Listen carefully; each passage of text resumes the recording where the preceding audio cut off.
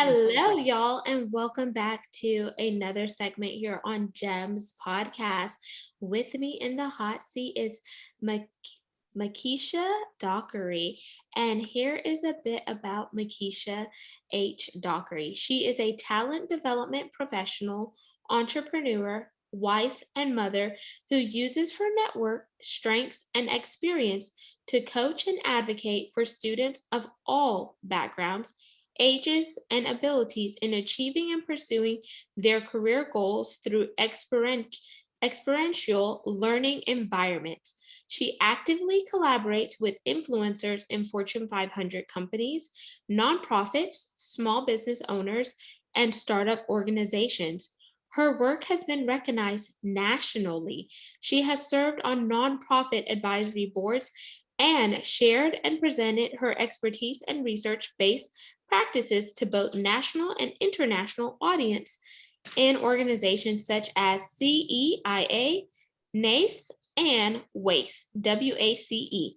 Makesha currently serves in her local community as founder of MHD Career Education and with GA Department of Early Care and Learning, DECAL, as a family peer ambassador advocating for parent resilience and resources for working families.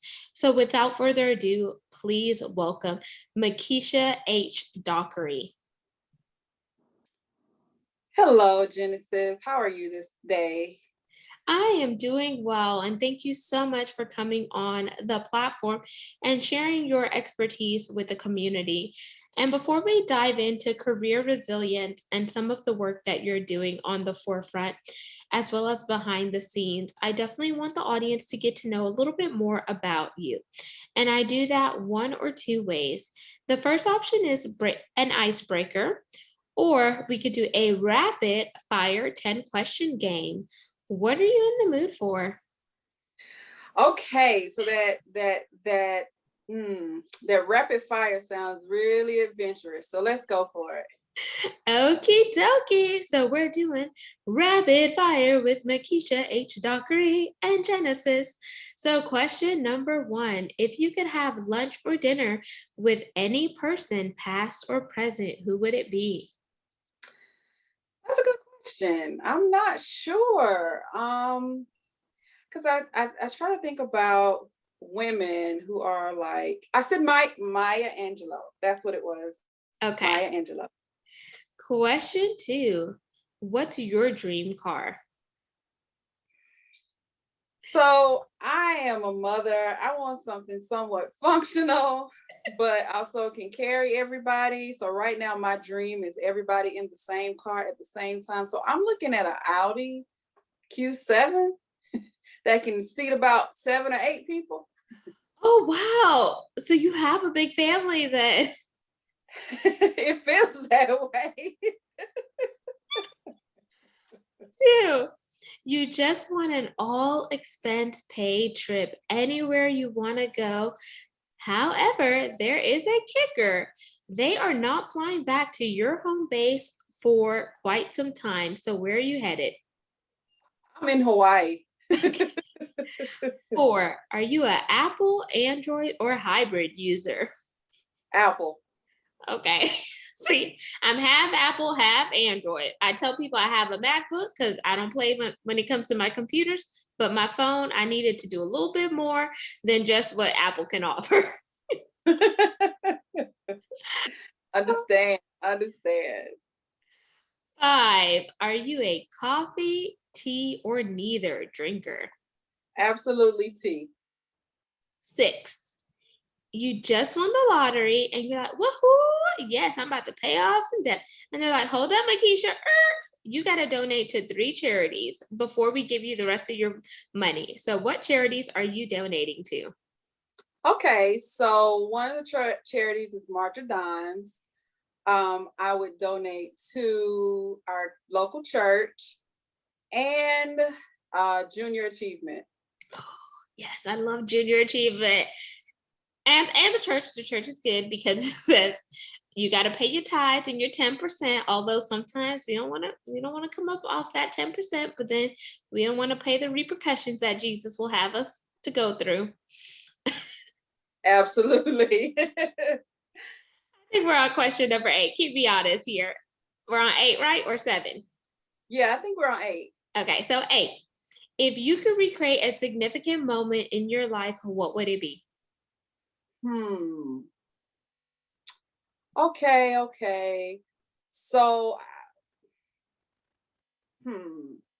okay, I would say I would probably recreate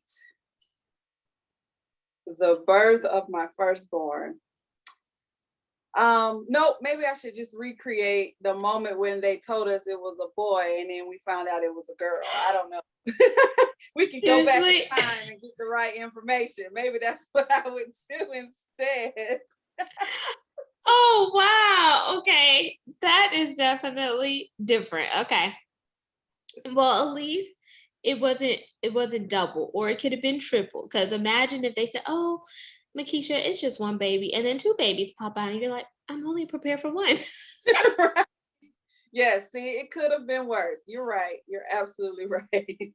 Okay, 9. You get to be a fly on the wall and eavesdrop on any conversation, past or present.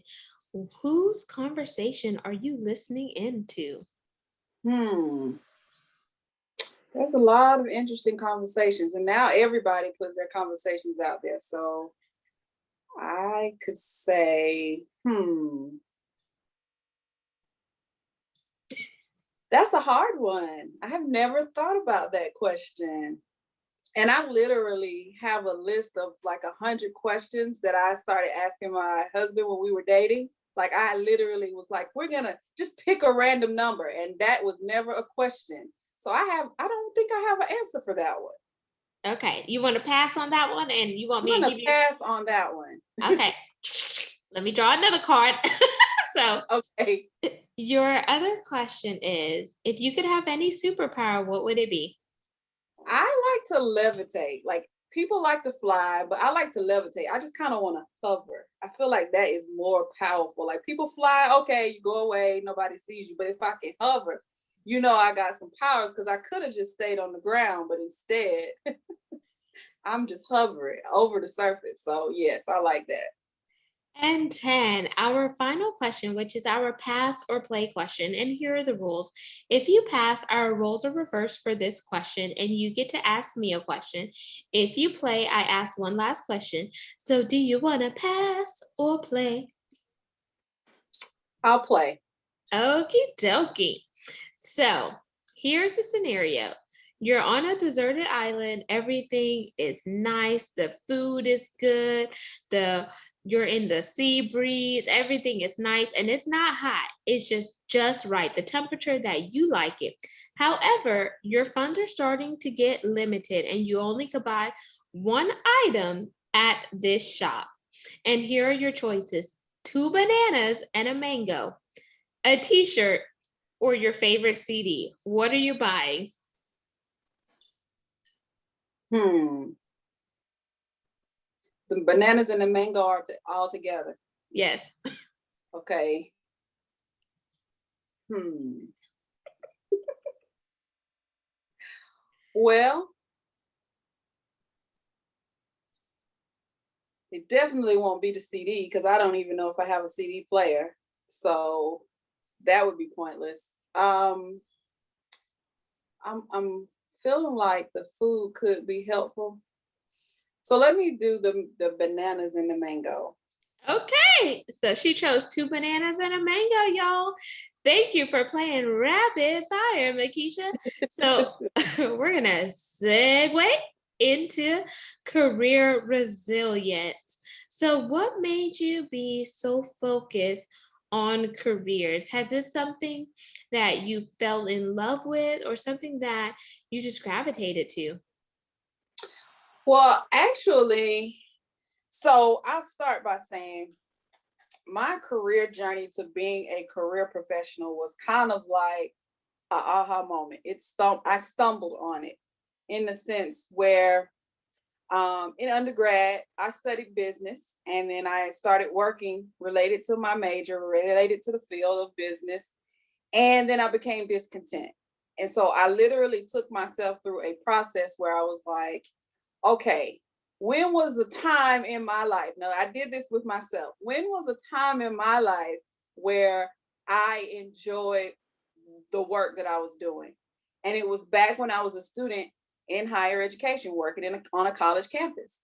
And I thought, okay.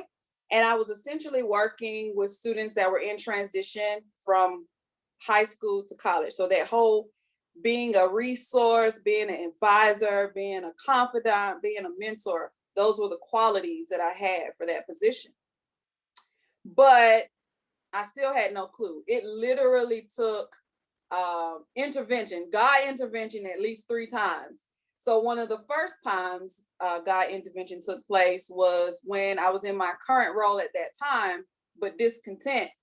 I used to have a client that would come into the establishment ever so often, and I always say, you need to be in education. And I'm like, no, I'm working in this environment. I'm important. I have a desk, I meet people all the time. I'm being promoted every year. I'm good.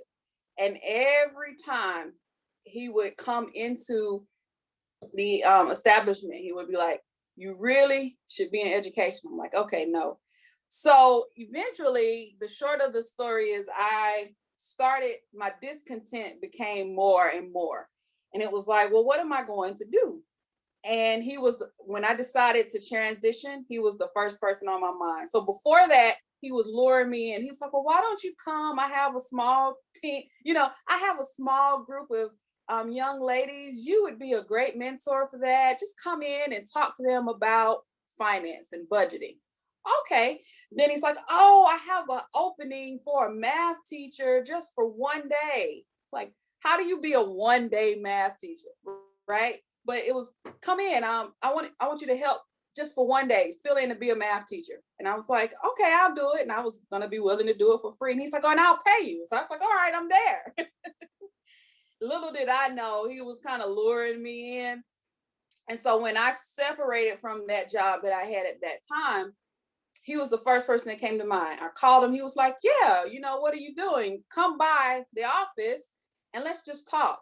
So it wasn't even a formal application process or interview or anything.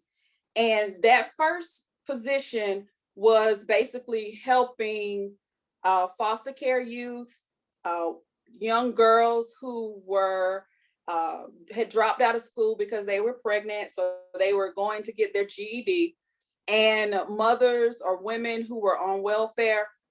So a very challenging population of people to transition to work, but that was the work that he was doing. And so that was something that I became intrigued by, being able to help them and get them to their next level. But it hadn't clicked that I was doing career anything. It really hadn't clicked. It was just, oh, I'm helping these people. And it wasn't until one of my students that was in one of the GED classes said, my maiden name, Miss Hillary. She was like, Miss Hillary, what are you planning to do with your life? You can't just be here with this nonprofit for the rest of your life. You have more to offer. What could you be doing? And I would always ask them what was their career goal. And so kind of like how you stumped me and was like, well, how would you? And I didn't have an answer. One of my students was like, well, what is your career goal? And I was like, I don't have an answer for that question. And so then eventually it led me to going back to school. I went back to school and still wasn't sure. I just knew I might work with college students and higher ed, helping them transition. Maybe I'll work in financial aid, all of these different things. And it wasn't until I actually interned with the career services department that all of everything just clicked. It was like, oh, I have been doing this the whole time. Like, I've been doing this and this fits so naturally for me and I'm passionate about it. And the big thing about what I realized about career, which was different from what I was in finance before, what was different for that was that career has the ability to help people with their quality of life, with their purpose, as well as their finances. And so having more than just one way to be able to impact somebody's life through the job, or being able to touch people in that way, was really profound for me, and realized that, oh, that's something I've been wanting to do, but never knew how to articulate it that way. And so that's kind of, Amazing. yeah, that's kind of how I stumbled into career development and helping students develop. And it's so funny that you talked about the guy that was baiting you in, because it almost reminds me of the person dangling the carrot in front of the rabbit. Like, if you come a little further, you'll get the carrot, but the rabbit has to go do the work. The rabbit's not going to get the carrot right away. The rabbit has to go through the process of, how do I navigate to get to that, that carrot. And then another thing that it reminded me of is this new way of doing business with this clickbait, or these click funnels. So the guy was like a human clickbait, because he kept telling you about different things. And whenever you made it up in your mind, because you had to shift your paradigm, that you no longer felt fulfilled, you weren't content, and there was something inside of you that was longing for fulfillment, and you just had that hunger, was whenever you picked up the phone and called him, and he welcomed you with open arms, because he was already waiting for you. He just wanted to make sure that you were ready to make that transition, in order to have the transformation, but on your terms, not on his terms. So he was already using himself as a means to get you to where you are. And then you're like, okay, I'm going to go back to school. You went back to school. Did you go back to school for your master's, right? Yes, Yeah. for my master's in education. So then you went back and got your master's, and then you started to see how everything started to fit together congruently, like that perfect puzzle piece or that jigsaw puzzle. And all you needed to do was step outside of that comfort zone. All you needed to do was make that leap of faith, because God had already had somebody in your corner, but it was up to Makesha to answer that calling.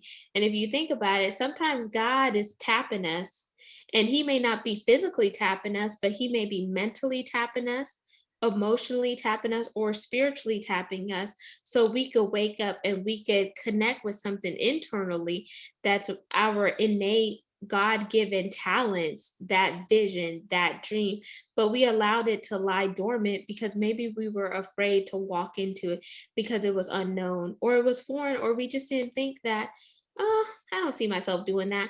When in actuality, you are the one that is meant to do that. So now you think about where we are right now in this present day environment, the Great Resignation, and you talk about career resilience. How can somebody be resilient in the Great Resignation? Maybe they got laid off, or they got furloughed, or their company closed, but now they're trying to reinvent themselves, and they're trying to decipher, do I go back and work for an employer, or do I launch out deep and cast my net and become an entrepreneur? I know it's going to be scary, but if I cast my net in the right place, like the Bible says, you'll catch the fish. But if you cast the net over here in unfamiliar territories where you don't know the blueprint or have the playbook, you're not going to catch any fish. But if you're obedient, if you discern, you connect with the right people, then you'll know where to cast your net.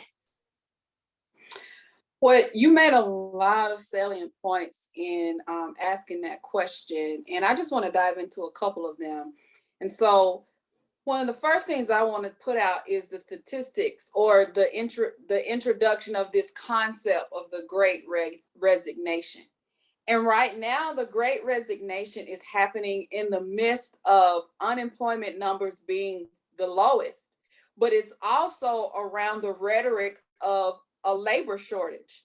So when you put these kind of statistics out there, you have to really ask yourself, what is really happening? And then layer on that a pandemic, right? A pandemic that almost in a matter of hours and days and weeks, people's life changed, right? And in that first wave, there was a lot of people that didn't know that they were going to need to pivot immediately, right? And it's almost like the signs were on the wall, but it's kind of, from my perspective, it's kind of like people can see the signs on the wall. You can tell them the signs on the wall. They can read the signs on the wall and still do something else, right? And still go in the opposite direction. And until there's an abrupt, you have to change. And I think that COVID gave us that opportunity to abruptly kind of have to change. I mean, even the luxury of us being able to be in separate locations and have a conversation is part of the beauty and the opportunity of this time. So I like to start with that mindset when I talk about career resilience, because people talk about the layoffs, and that's important to talk about, but it's not important to stay in, right? The firings, it's important to talk about those, but it's not important to stay in those places because you still have opportunity.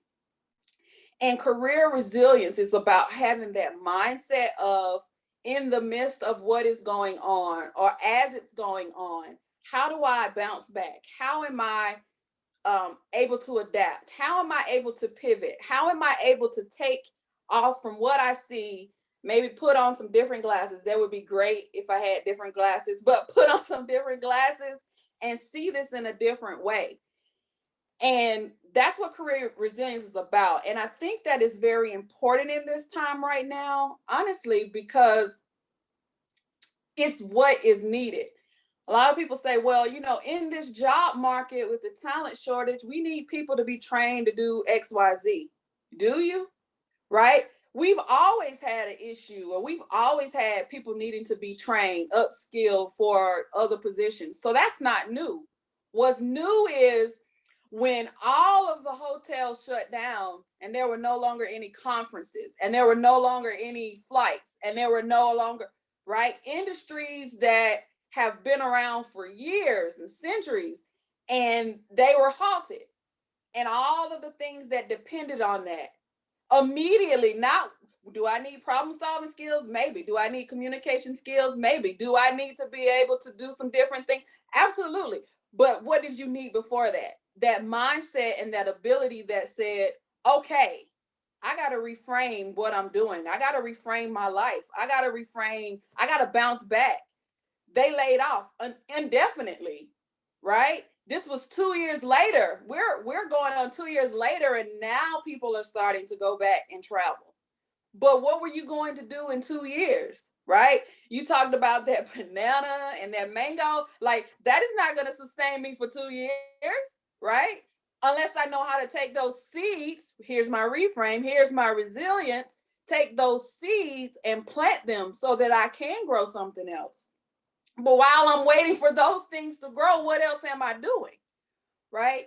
And so I feel like more than anything, career resilience is that reset button that we need to always have in our mind, to reset maybe before the situation happens, maybe before the layoff, before, and always thinking about how can we bounce back. If something happens, how are we setting ourselves up to bounce back for our careers, as the impact that careers can have on our quality of life, on our family, on our finances, on our future, right? So I could go on that, but I just want to hear a little from you. Like, what are your thoughts? So I come from this view with having gone through the pandemic, been laid off from my Fortune 500 corporate job where I was working there for 7.5 years, and a total of 12 years in oil and gas, 15 in corporate America. And I was like, okay, I could see this as happening to me, but I could also see it as happening for me to grow, for me to level up, for me to stretch beyond capabilities. And I am from a religious and spiritual background. So I said, God will never put more on me than I can bear. But what are the skill sets that I have that I acquired through training and development from these employers? And what can I use to help other people as a solopreneur? So I was like, okay, I'm good at event planning. Okay, so I did some wedding events. My husband and I married some people. My husband was an officiant and I was their wedding coordinator, but my husband was also a chef by trade before he transitioned career. So I used my husband as leverage, and then he used my skill set, and together we partnered our skills together to be an asset to people who needed what we had to offer. So we did some weddings. Then I was like, okay, what else do people come to me for? They come to me for advice. What about if I started coaching and charging for the advice I'm giving, especially if I know the results that it's driving? So then I tapped into becoming a visionary life coach, because I was like, sometimes people, when you give them free advice, they don't always work it like they're supposed to. But when you pay for something, you don't want your money to go down the drain. So you're going to actually take that serious. So I started charging. I worked with a lady who was in higher education. She wanted to do more things for students of color, and she was a white woman, and she said, I just don't see the playing field being leveled for minority students, but I see you're working a lot in diversity, equity, and inclusion. I see that you have a book out where you talk about navigating your career in corporate, and my book is entitled Chocolate Drop in Corporate America, From the Pit to the Palace. So that's the cover of my book, but it is very diverse, the cover and etc. So she's like, how did you do it at such a young age? You not only started over in your career once, but twice, and you got up to a certain level. So I was like, okay, let me help you, but I'm gonna give you the playbook, but this is a partnership. What I give you, you have to take and apply it. So that was a way for me to be resilient. Yes, I could have been like, oh, you gonna let me go? Me? But I was like, no, no, no, no. So I saw it, and it was a blessing in disguise, because I had just lost my dad the week before to medical negligence when I found out that my company was laying me off. So it was hard. And then they gave me a contingency. You need to work up until February of 2021. If not, you won't get your severance package, you won't get your pension, or the vacation time that's due to you. So I was like, okay, well, I'm gonna make this work for me. I'll work up until, but I'm not going to work in the office. I'll work remotely, but I will come in and do a job handover. So, because I'm still in mourning, and you're not going to force me to do something unless I want to, but then I'm also not going to forfeit what's due to me. So we could play the game here. So that's how I felt about it. But then if I didn't have the right mindset, I could have easily stayed conditioned and spiraled down instead of spiral up. And I tell people I spiraled up because I built my podcast out of the grief journey. I started networking with other people, because now we're in an opportunity where everyone's doing Zoom, and I could leverage my contacts that I made with that company into what I'm doing now. And then I could also meet new people by just asking questions. And I like to say it's shooting your shot, because they're either going to say yes or they're going to say no. And if they don't say anything, I didn't lose anything, because I'm still where I am. So that's my viewpoint on it. And I mean, and that really does speak to resilience, because resilience also has an emotional component to it as well. Because, you can think about bouncing back mentally, but if a layoff is happening and that was the sole source of income, then there's an emotional situation that's happening. I appreciate your transparency and sharing that you lost a close family member during that time as well, and being able to say, but that wasn't my excuse to not be resilient. It was my reason to continue to move forward and adapt and grow and figure it out. And so I think that speaks to why individuals, when they're thinking about how do I retool, what should be top of mind as I'm preparing for my career, as a recent graduate, or as someone who just received papers or a Zoom call that this was going to be their last day, or individuals that are just saying, you know what, I'm feeling like I've been doing this, and the reality is I am not into this, right? Because there's statistics out there that say, 15% of people, and this was before COVID, 15% of people are not even engaged at work. They're just going as zombies and checking in and checking out to get the check or whatever it is that they get, and they leave, but they're not really feeling passionate or feeling like they have a sense of purpose for the work that they're spending their time to do. There is this one number, it's 80,000 hours That's typically the estimated time frame that most people spend in career for their lifetime. 80,000 hours. To be miserable for 80,000 hours is insane. It is insane. And it's just crazy, but it just goes to show that unless you are willing to do the internal work, don't expect your external factors to change because you haven't assessed where you are, who you are, and where it is that you want to go. And on that note, we're going to jump into the call to action as our segment is winding down, Makesha. But we will definitely have you back for a part two because there's so much more that I'm sure you want to say, but can't right now since we have a limited amount of time. So what is your call to action for our audience today? So the call to action is threefold.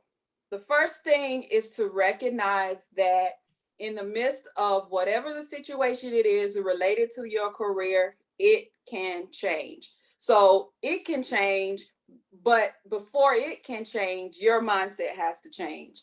So you can't stay fixed. You have to have a growth mindset about it that I can adapt, I can adjust, I can develop a skill set that allows me to continue to see opportunities even when it seems like there are only obstacles or barriers around me.